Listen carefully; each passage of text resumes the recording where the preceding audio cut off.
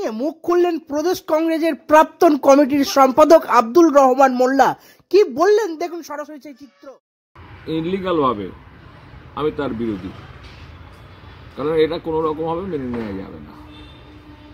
আর তাদেরকে যারা প্রশ্রয় দিচ্ছে তারাও ভালো কাজ করছে না, তাদেরকে সজাগ হওয়া উচিত। কারণ আমার দেশে অন্ন বস্ত্র বাসস্থানের যে ব্যবস্থা আছে সেটা আমার দেশের নাগরিকদের জন্য। অনুপ্রবেশকারীরা এসে সেই অন্ন বস্ত্র বাসস্থানের উপর ভাগ বসাবে, এটা কোনো রকমভাবে কাম্য নয় বা সুযোগ দেওয়া উচিতই নয়। এই যেমন শুধু রোহিঙ্গা নয়, প্রচুর এই যেমন বাংলাদেশি বা বিদেশি আছে, আমাদের আশেপাশেই আছে অনেকে।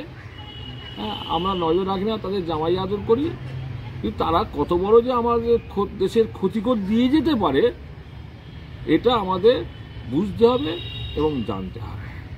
এটি আমি সকলের কাছে অনুরোধ করব, যারাই রোহিঙ্গা হোক বা বিদেশিদের হোক জামাই আদর করে প্রশ্রয় দিচ্ছে, যে প্রশ্রয় দেবেন না। দেশের নিরাপত্তা আগে, নিজের দেশের নিরাপত্তার স্বার্থে আমার দেশকে অক্ষুণ্ণ রাখতে হবে, ভ্রাতৃত্ববোধ বজায় রাখতে হবে।